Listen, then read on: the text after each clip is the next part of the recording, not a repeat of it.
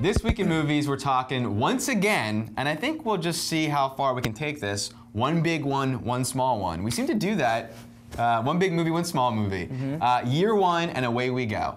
So Year One is the summer's next big comedy. It comes from director Harold Ramis, who we remember as an actor in many 80s comedies like Ghostbusters, and then became a director in the mid-90s with Groundhog Day and Analyze This. And he wrote the film with Lee Eisenberg and Gene Stupinski, who are two writers from The Office.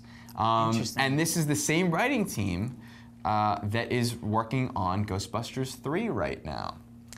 So it stars Jack Black and Michael Cera. It's an ensemble cast, but it's top-lined by Jack Black and Michael Cera, who play lot of people in this movie. Two hunter-gatherers. Oh, a hunter and a gatherer.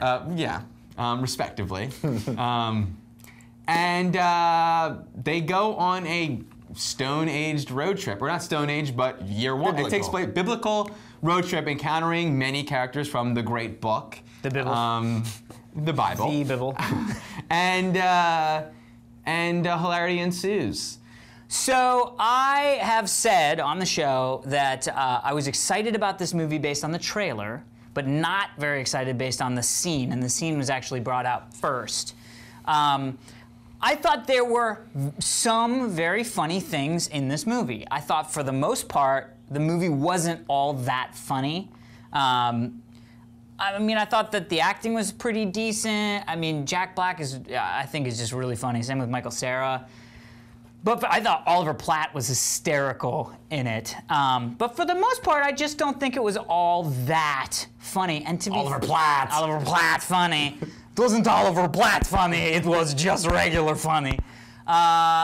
But the other thing that sort of shocked me was I didn't really think it was directed very well. I felt like there were a lot of like really tight one shots to tight one shot, and you don't even know what the main shot is. Like you don't even know how they sit. So it felt knowing nod. I see the knowing nod. So it felt really like spoiler poorly directed for the other Yes, reviewers in the show. I saw the eyebrow.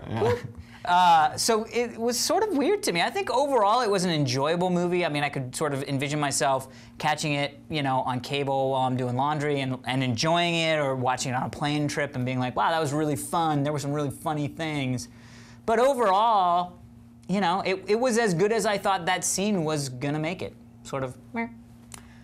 I pretty much agree with your take. I'm a sucker for Michael Cera's shtick. I could watch that dude read the phone book, and I think it would be funny.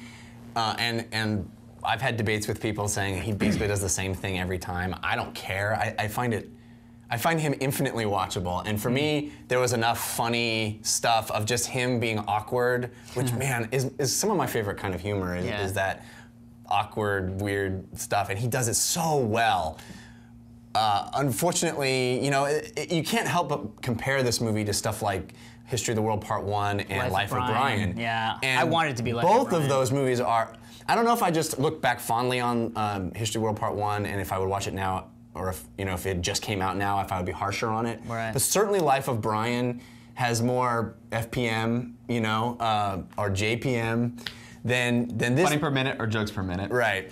And I think I tend to say a lot when we talk about comedies like this that unfortunately there's this requirement in Hollywood that says you have to have this arc of convention that is, you know, a love story or a hero's journey for these characters, and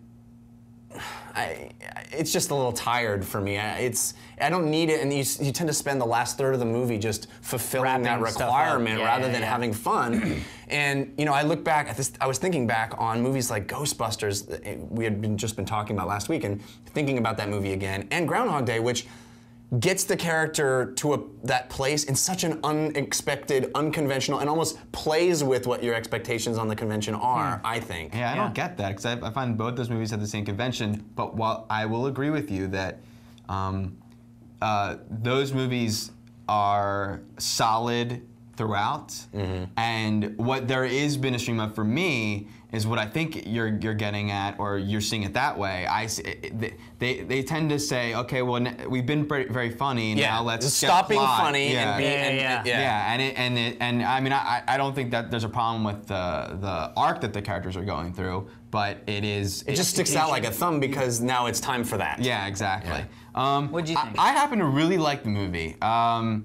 So I'm gonna be that guy on the show. I thought it was really funny, and things that didn't incite laughter from me, I still thought was very funny and clever. But it's like it's a movie I'd recommend, despite really poor directing. Yeah. For exactly what you said, a lot of really uncomfortably tight close-ups. And not a lot of geography to the scene, and I think almost no over the shoulders, which would give you that geography. So as you just said, close up to close up, or a wide, very just plain TV directing. Not a lot of like coverage of a scene that would emphasize the humor. So I almost felt like, wow, that's really funny, but because it was came across in that visual way, it ruined the joke. Yeah. So that's a disappointment. And also, didn't you notice, especially in the first third of the movie, it felt like it'd been hacked up in the sense that they put these characters in these funny situations, and then we just cut to them not in the situation and how did they get out of it. Yeah. We don't even. They don't looked care. like there was some cutting room floor stuff from the outtakes, and but you know, to me, I love that sense of humor, that sort of anachronistic. Yeah. I was talking about it with my brother, and he said it reminds me of Shanghai Noon, which I think is a really good analogy. Which was so enjoyable in that film, and I really dug it here. I felt think like more so than these two. Yeah, definitely, because I thought that's what they were going for, was the sort of like common now time in then time. But the problem was some characters were the modern people, the Jack Black and the Michael Cera, and then other characters were actually playing like the guy from Egypt. But that's how you do that slave joke. I mean, that's how you do. Is that but I felt like Shanghai Noon wasn't that. But anyway, the other thing that I want to say was something that I forgot. Okay, if you come up with it. Anyway, I laughed a few times really hard. I did, and like I said, you genuinely would enjoy this if it were like on an airplane or something like that, you know.